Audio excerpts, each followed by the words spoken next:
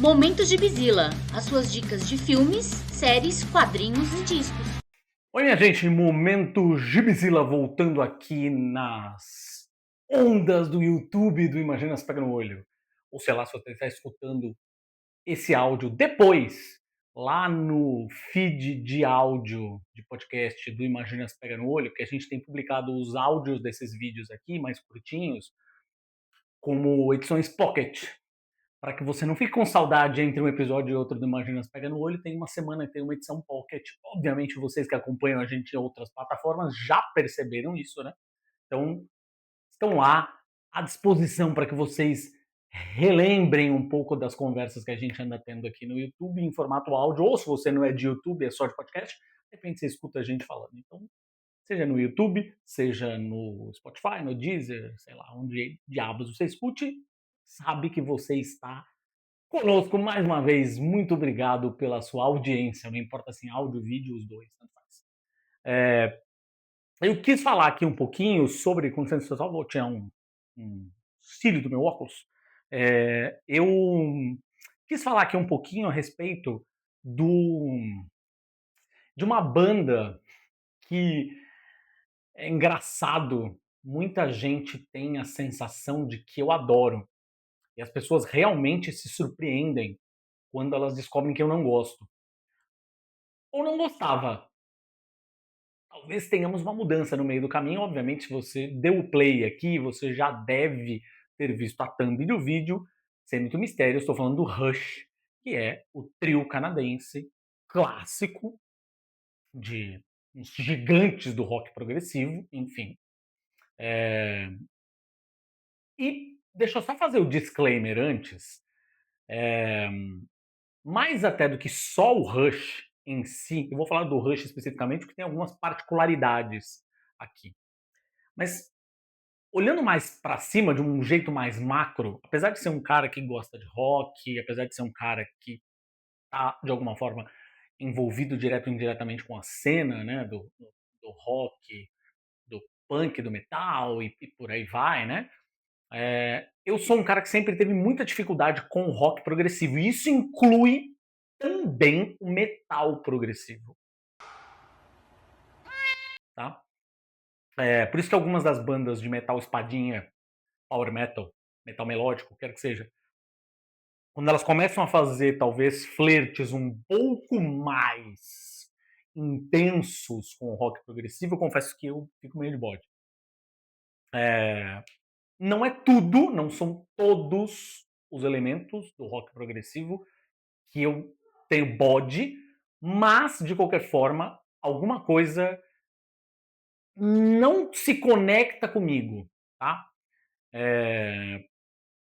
Talvez o excesso de virtuosismo, talvez ah, às vezes o tamanho exagerado de algumas músicas, é, talvez inclusive o pedantismo de alguns integrantes de bandas e de alguns fãs, inclusive, que costumam dizer que se você não gosta de rock progressivo, que é o mais próximo que o rock se aproximaria da música clássica, você não é um bom ouvinte de música, não entende de rock de verdade, blá blá blá blá blá blá blá blá blá. Olha só.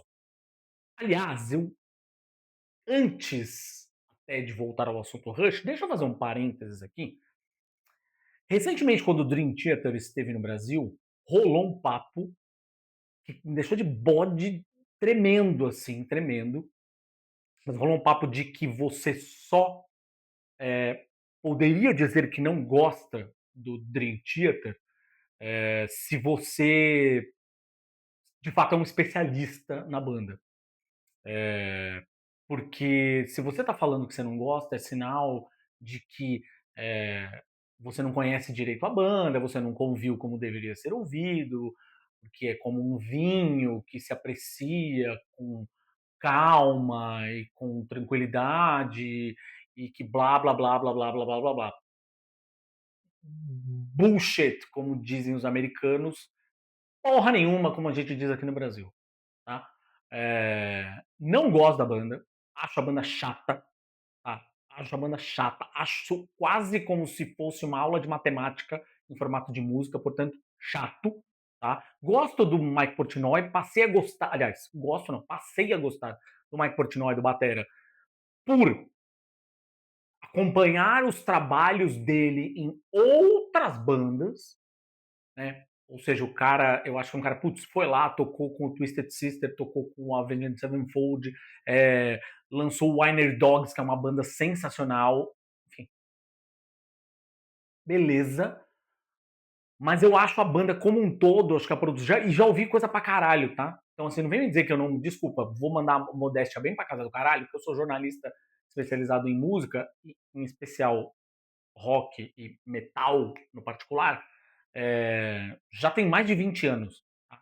Vou cagar uma regra aqui, falar o seguinte: eu ouvi tudo que eu poderia ter ouvido de Dream Theater, continuo ouvindo, inclusive, os discos que eles lançam, tá? Continuo escutando os discos que eles lançam. Tem uma coisa ali, outra aqui, que eu até gosto, não sei o que, mas no geral não me agrada. Ponto. Porque eu não entendo de música, não sei apreciar. Não, eu simplesmente não gosto. Tá? Tem o direito de não gostar. Assim, como qualquer pessoa no mundo tem o direito de não gostar do Dream Theater, assim como tem um monte de gente que não gosta de bandas que eu adoro. Eu amo o Ed Guy, como já falei aqui neste canal. Inclusive, eu sei de um monte de gente que não gosta. O que isso muda na minha vida? Nada. Porque eu vou continuar gostando da banda. Olha só que demais. Não mudou nada. O fato de ter pessoas que não gostam de uma banda que eu gosto não muda porra nenhuma na minha vida. Eu continuo escutando. Legal? Ótimo. Acabei o parênteses, tá? Enfim, se for um parênteses longo, mas acabei o parênteses.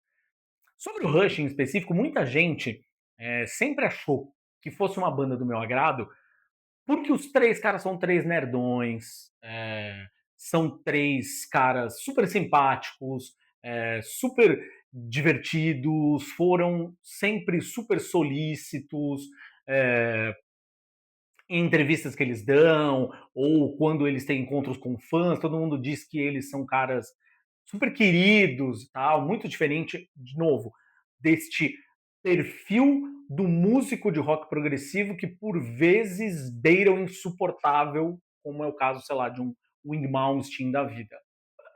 Enfim, eu entendo, mas a música não falava comigo, para exceção de duas músicas, duas faixas. Uma delas, obviamente, vocês sabem qual eu vou dizer, Tom Sawyer, que conversava comigo por conta do meu momento infância, pré-adolescência, assistindo Profissão Perigo, aqui no Brasil. Né? Para quem não se lembra, Tom Sawyer foi a música escolhida. A Globo, quando exibiu Profissão Perigo, a série do MacGyver, né? Aqui no Brasil, eles optaram por tirar a música de abertura original, que é um instrumental, apenas tão somente, e colocaram Tom Sawyer do Rush. Nunca soube por quê. Inclusive, é o tipo de coisa que eu adoraria poder perguntar para alguém dentro da Rede Globo para tentar descobrir qual a razão, né, deles terem escolhido essa música. E eu gostava muito de Closer to the Heart. Uma baladinha gostosa, tal, não sei o quê. Sempre é, voltava aos meus ouvidos e eu acabei ficando com ela no coração, assim. Closer to the Heart. Enfim, trabalhando com música no finado portal AOL, a América Online Brasil, eu cheguei a ir cobrir um show do Rush, inclusive, em novembro de 2002. Vou até checar a data aqui, que era a turnê do Vapor Trails. Eles tocaram no Morumbi e eu fui cobrir esse show. É, Cobri, né? Fui lá, ia escrever a crítica e tudo mais, né? É, e tive a chance de entrevistar o Geddy Lee e o Alex Lifeson. O Newport não era feito a entrevistas, a gente sabe disso. Então ele não participou. A entrevista em si foi, infelizmente, essa entrevista ela foi gravada em vídeo também. É meio mídia perdida. Depois que a OL aqui no Brasil acabou, teve muito pouca coisa que eu consegui salvar. Tiveram algumas coisas que eu salvei no meu canal, né, no YouTube, que estão lá, enfim, abertas, mas que eu salvei meio para portfólio. Mas teve muita coisa que eu perdi no meio do caminho e essa entrevista é uma delas. Mas a lembrança que eu tenho é que a entrevista foi muito boa. Muito, muito legal. Muito legal de verdade. Assim. É, mas lembrem-se, vamos fazer matemática aqui, né? A entrevista aconteceu em 2002, portanto, 24 fucking anos atrás. Significa que eu era uma pessoa que tinha meus 20 e poucos anos de idade. Portanto, tudo bem. Mas ainda assim foi muito legal a entrevista, eles foram super simpáticos, eu lembro de ter dado muita. Foi uma entrevista curta, assim, né? Essas entrevistas são, sei lá, eles dão uns intervalos de tempo pra gente de 10 minutos, né, 15 minutos e tal. Assim, foi isso que eu tive, e ainda assim foi muito legal. Eles falaram sobre o Brasil, tal, sobre gostarem de voltar pra tocar aqui, que o público é bem empolgado, não sei o quê. Isso foi na manhã do show, né? O show não tinha acontecido ainda. Corta pra noite, fui assistir o show, tal, e aí eu tem um detalhe que eu conto e eu sei que causa espanto em algumas pessoas, fãs do Rush, principalmente, óbvio, a minha esposa, que é fã, Dona Gabi, ela se sente indignada, já foi motivo até de questionamentos domésticos a respeito disso, que é eu dormi no meio do solo de bateria do Newport. É verdade, gente, não tô mentindo. É o punk metaleiro que tá aí, no fim das contas, falando isso só pra se fazer. Não, não, não. Sério, eu dormi mesmo. Tava achando o solo demorou longos 10 minutos, assim, eu tava achando o solo de fato longo. Enquanto eu tava vendo todos aqueles fãs fazendo air drums, acompanhando ele, eu tava achando chato. Levemos em consideração o contexto. Levemos em consideração que na época eu morava em Santos e trabalhava em São Paulo. Santos, para quem não é daqui, é uma cidade litorânea que fica a cerca de 1h30 de São Paulo. E eu tinha que subir a serra, portanto, né, para trabalhar. Isso significa, na prática, que eu acordava de manhã todos os dias lá por volta de umas 5 da manhã, para chegar aqui em São Paulo às 7 da manhã e voltar para casa no final do dia, 5 da tarde, 6 da tarde. Obviamente, esse dia teve o show, eu não voltei muito depois, né, pra casa. Perdi o ônibus fretado, tive que dar outro jeito para voltar para casa, enfim. Então, chegava um determinado horário, eu estava realmente cansado. E aí, isso teve algum impacto, confesso, tá? Mas sim, dormi. Ponto. Assumo aqui, tá? É engraçado porque, conforme os anos foram passando, eu passei a ter mais contato com o Rush,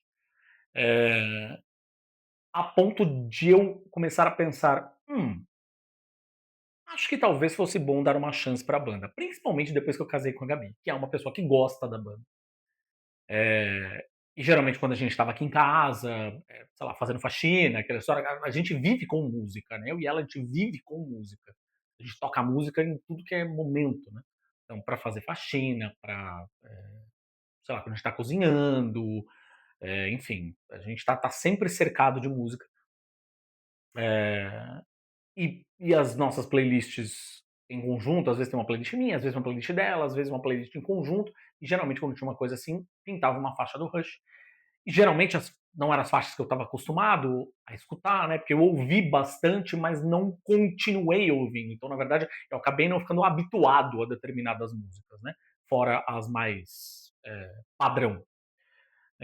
Mas quando a gente casou e aí a gente começou a conversar né, e trocar ideias sobre música e aí, né, um pouco das coisas que eu ouço começou a entrar nas playlists dela, um pouco das coisas que ela ouve começou a entrar nas minhas. Aí, em um determinado momento, eu comecei a falar, será? Corta pra Gabi, na banda dela, na Simulacra, que ela tem uma banda, né, de covers que toca principalmente anos 80, né? Eles começaram a tocar Tom Sawyer e começaram a tocar Time Stand Still.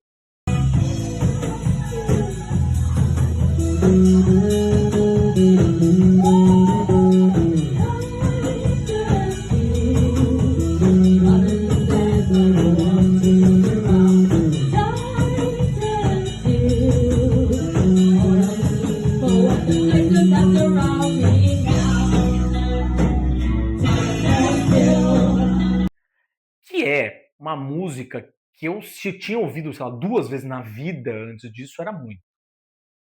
E me chamou a atenção, óbvio, tem o mesmo nome de uma música do Blind Guardian, In the Iron Hill, mas,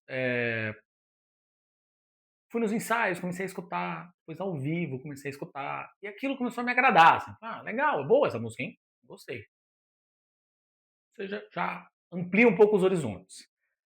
Aí a gente foi assistir junto uma série chamada Geddy Asks: Are Bass Players Human Too? Basicamente, Geddy Lee pergunta: os baixistas são seres humanos também?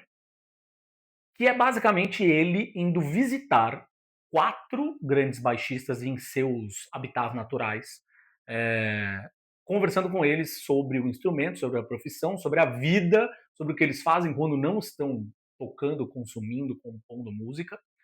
Essa série está no Paramount Plus, inclusive no serviço de streaming.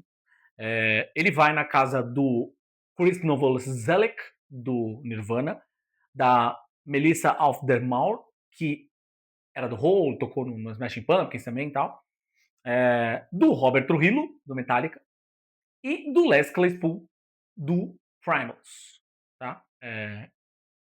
E, cara, a série é muito legal.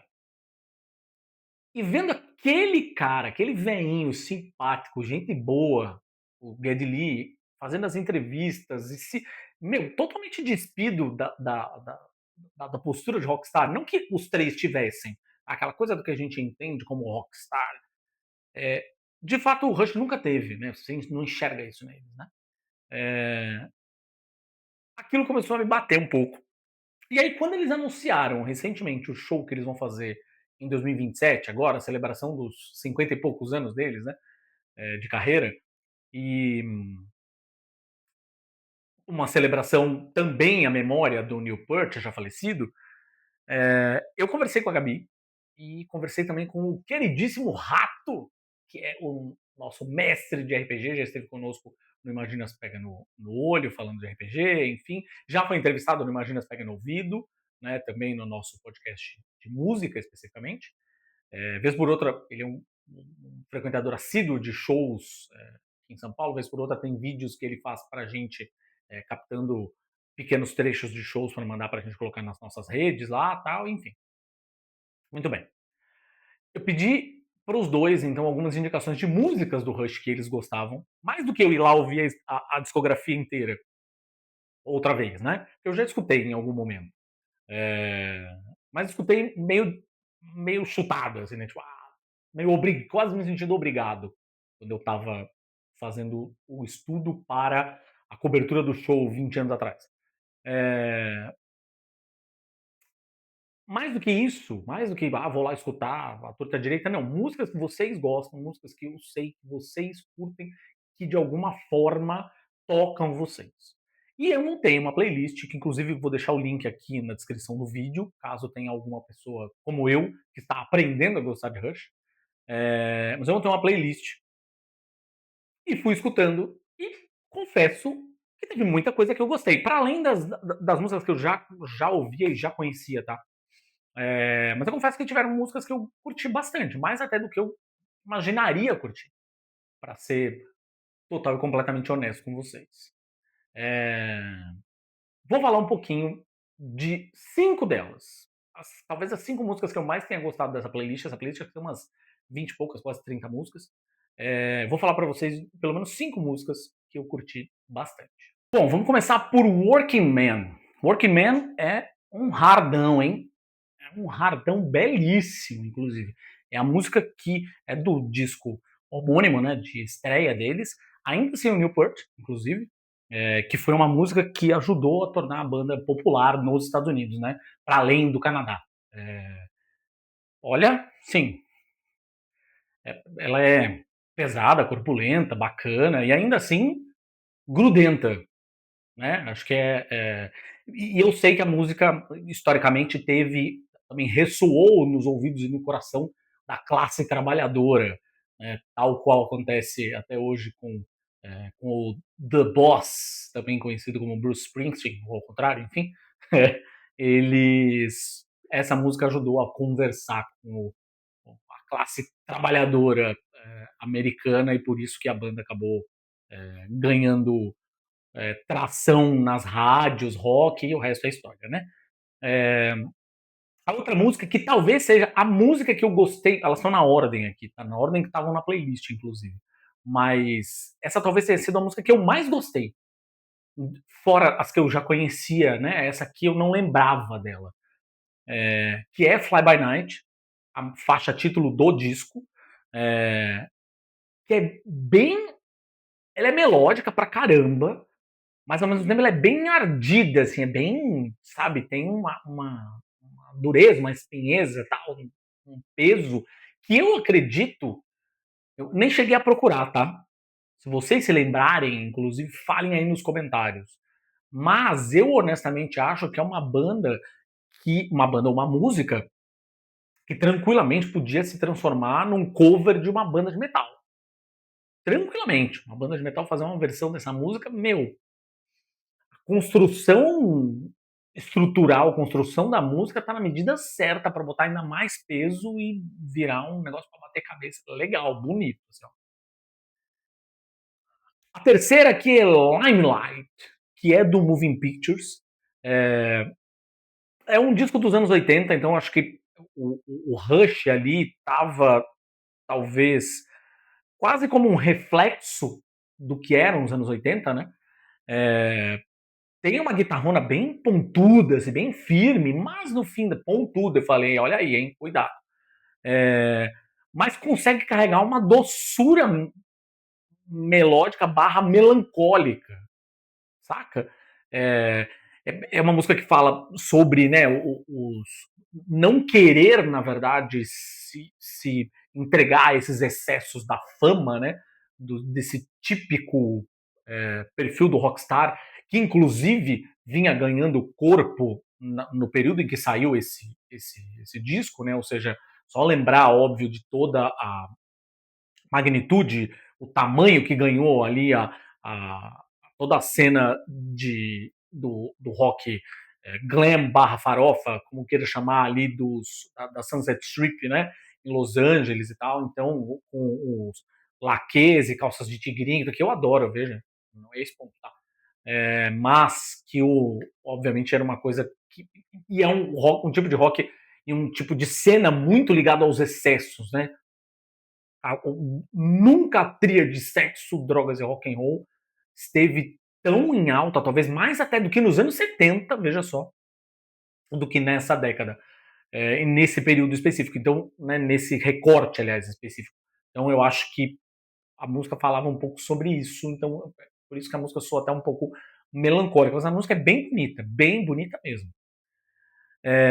Aí a gente tem Nobody's Hero, do Counterpart, de 93, ou seja, já é de uma década para frente.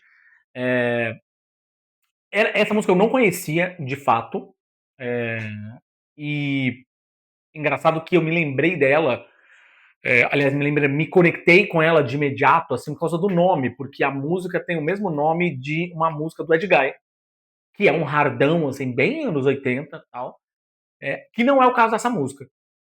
Né? Essa música, no fim das contas, é um rockão bem bonito, bem vistoso, corpulento e elegante, justamente soando talvez como uma contraparte aí, com perdão do trocadilho, né, o nome do disco e tal, mas soando talvez como uma contraparte absolutamente poderia estar de alguma forma conectada, mas falava de forma diferente com aquele tipo de rock mais cru, mais básico que a gente vinha vendo, né, ganhar forma ali a partir do comecinho dos anos 90 até a metade dos anos 90 e tal, com o grunge, né, aquele rock já mais despido dos exageros, aquele rock que já tendia a conversar mais com o punk, inclusive. E aí acho que aqui talvez possa soar como uma espécie de resposta. Enfim, não o tema da música, o tema da música é uma outra questão, tem a ver com um assassinato, enfim, acho, de uma garota, né? Mas acho que aqui vale essa reflexão em termos de som, né? E aí, por último, uma música que eu acho que é o Rush flertando com o metal mesmo, que é o Witch Hunt, que também é do Moving Pictures, que é uma música super climática, uma coisa meio climão de filme de terror, assim, né? Tem até uma pegada meio Doom, eu diria, no começo, pelo menos. Pam, pam, pam, sabe? E aí ela vai ganhando esse volume, ganhando essa força ao longo da música, mas sempre parecendo, de novo, uma trilha de filme de terror, assim, uma coisa sombria, meio setentista, sabe? É, sei lá se não é uma canção que eu não imaginaria, por exemplo, um Candlemas da vida, por exemplo, tocando. Tem uma curiosidade, tem uma bonus track aqui, vou roubar no jogo, tem uma bonus track, mas é uma curiosidade que tem uma música em específico que ficou uma coisa, pode ser um negócio tão específico que vocês vão fazer, hã? E vão querer até ouvir a música para ver se eu não estou pirando aqui, mas tem uma música que é do Grace Under Pressure, que é o disco de 84, chamada Red Sector A.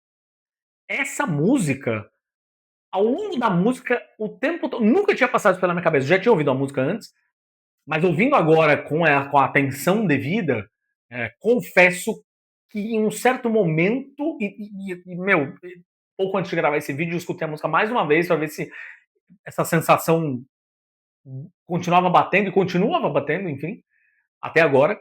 É uma música que eu escuto e eu imagino o Europe tocando. Mas não o Europe do Final Countdown, tá? Sim, se você não conhece o Europe para além do The Final Countdown, deveria. Não que Final Countdown seja uma música ruim, ou o disco seja um disco ruim, pelo contrário, aliás, é um descasso fundido. Tá fazendo 40 anos, inclusive, esse ano. Escutem. Mas eu acho que é quase como o Europe pós anos 2000. Quem escutou o Europe a partir do Secret Society sabe exatamente a que eu estou me referindo, né?